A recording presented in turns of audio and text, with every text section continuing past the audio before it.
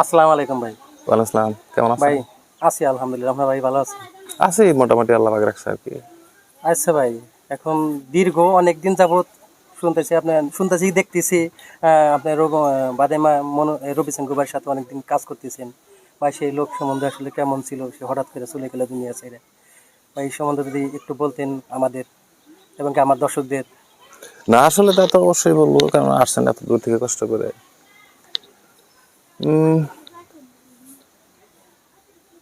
রবি সিংহের সাথে আমার আসলে চাচা ভাতিজার সম্পর্ক ছিল। ওনার সাথে আমি লং টাইম কাজ করেছি, প্রায় 4 বছর 4.5 বছর মতো কাজ করছি। আসলে এদের কথা নতুন করে বলার মতো কিছু নাই, তারপরেও বলতে হয়, কেননা আপনারা ইতিপূর্বে হয়তো বা অনেক বিভিন্ন চ্যানেলে বিভিন্ন ধরনের সাক্ষাৎকার অনেকেরই দেখেছে যে রবি সিংহু কাকা আমাদের মাঝে, উনি আর নেই, না ফেরার দেশে চলে গিয়েছে।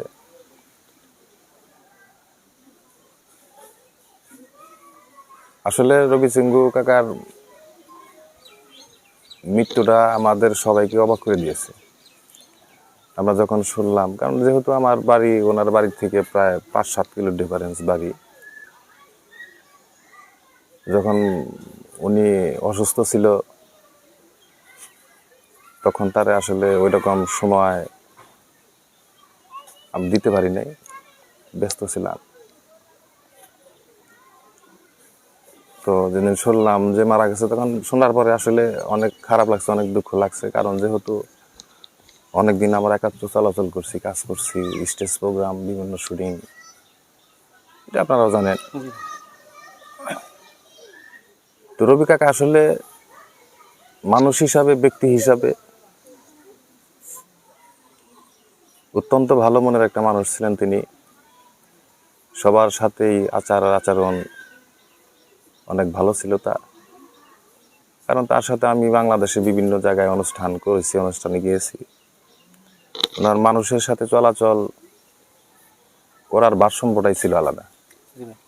মানুষ যখন ওই সেলফি নেওয়ার জন্য আসতো কিংবা কথা বলার জন্য আসতো, উনি কখনো নিজেকে নিয়ে কখনো আত্মঅহংকার তিনি কখনো করতেন না, কিংবা মানুষের সাথে কোনো খারাপ আচরণ করতেন না।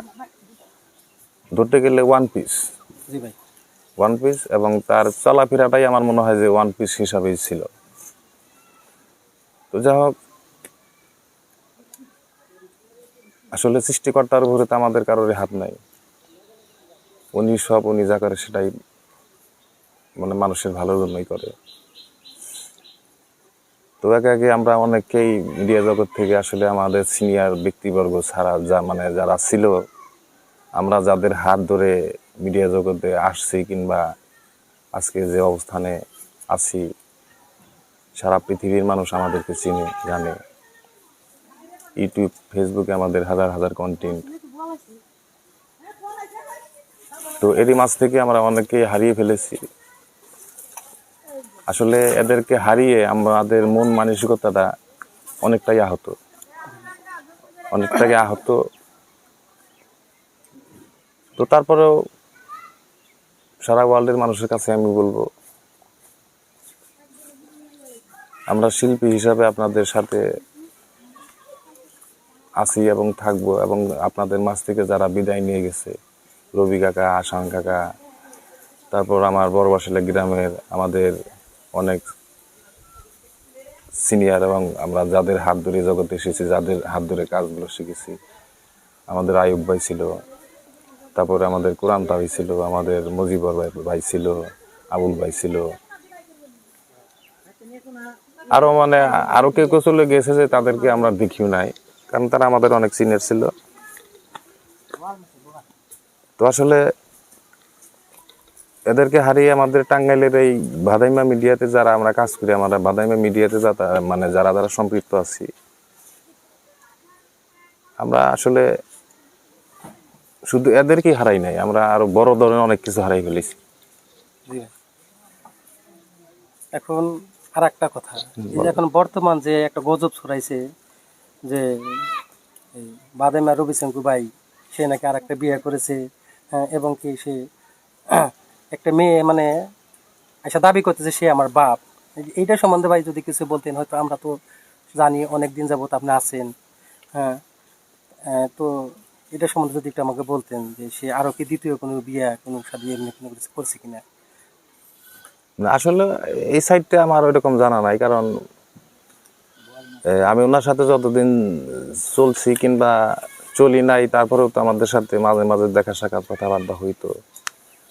আসলে এরকম তার কেউ আছে কিংবা নাই সেটা আসলে আমার অজানা, ঠিক আছে, অজানা।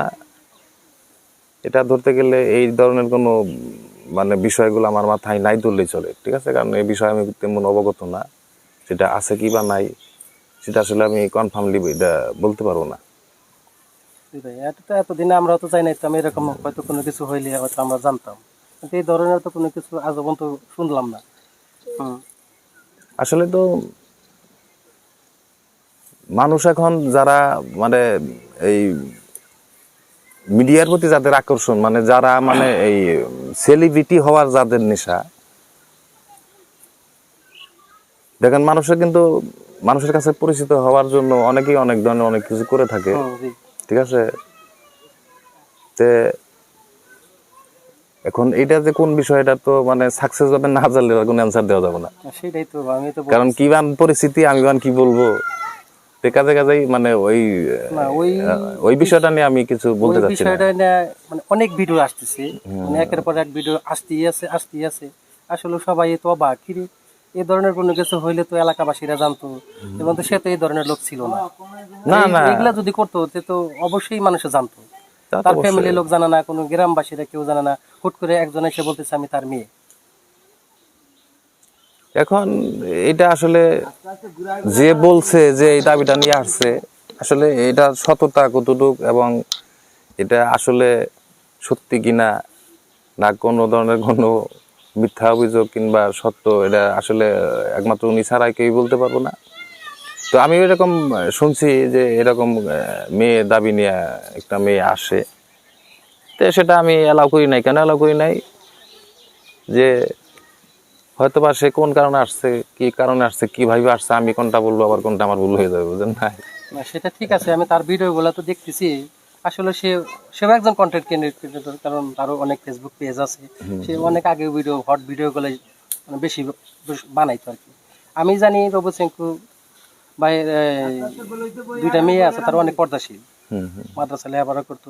তারা আজও পর্যন্ত কোনোদিন ফেসবুকে একটা ছবি পোস্ট করে নাই। কিন্তু এখন যা দেখতেছি এই মেয়ে তো আগের থেকে এরকম পেজ চালায় আসতো। হ্যাঁ, এখন সে আরো মানে সে ভাইরাল হওয়ার জন্য নাকি কারণে রবি কাকার আমি যেটুক জানি, আমি ওনার যে দুইটা মেয়ে আছে, কিন্তু এটাও কিন্তু আমি মানে ওনাদের সাথে লং টাইম আমাদের চলাফেরা হয়েছে, ঠিক আছে, কিন্তু মানে ওনাদের পারিবারিক বিষয়গুলা, তারপরে আরো যে আদার্স বিষয়গুলা, সেটা আমাদের অনেক অজানা। কারণ কেন না অজানা, সেটা হলো যে আমরা লং টাইম সঙ্গ করছি একাত্র, ঠিক আছে, কিন্তু হয়তো বা কারো বাড়িতে কিংবা আমার বাড়িতে ওইরকম ভাবে কারো মানে ওইরকম চলাচল হয় নাই। কাজে কাজেই মনে করেন যে আদার্স কিছু কিছু বিষয়গুলো সেগুলো আমাদের অজানা। তারপর একটা বিষয় কোনটা, সেটা হলো যে রবি কাকার যে ছেলে আছে সাইফুল, অত্যন্ত ভালো মনের একটা মানুষ, অত্যন্ত ভালো একটা ছেলে, তার সাথে আমার খুবই ভালো সম্পর্ক। আমি রবি কাকারে মাটি দেওয়ার জন্য গেছিলাম, তার সাথেও একটু বৈশা সময় দিছি, সান্ত্বনাপ্রবক দু একটা কথা বলছি, বইলা আসছি। তো আসলে এই বিষয়গুলা মানুষে যাই বলুক না কেন, এটা বিভিন্নভাবে প্রচার করার আগে আমার মনে হয় যে সত্য বিষয়টা, যে মানে মূল যে বিষয়টা, এটা সবাই একটু জেনে নেওয়া উচিত আমি মনে করি। জি, সেটা তো আমিও বুঝতাম, জানতাম যে হয়তো তার বাড়ির সাথেই তো আমাদের বাড়ি, বেশি তো দূরেও তো না। এগুলো যদি হতো হয়তো হয়তো কিছু হইলেও তো আমরা টের পাইতাম। কারণ মনে করেন বিষয়টা বিষয়টা আমার কাছে একটু ভালো লাগে না। কেন ভালো লাগে না, যে আজকে মনে হয় এক সপ্তাহ হলো রবি কাকা মারা গেছে, আমাদের মাছ থেকে চলে গেছে। এই তাকে হারানোর বেদনাই তো আমাদের শেষ হয় নাই। জি।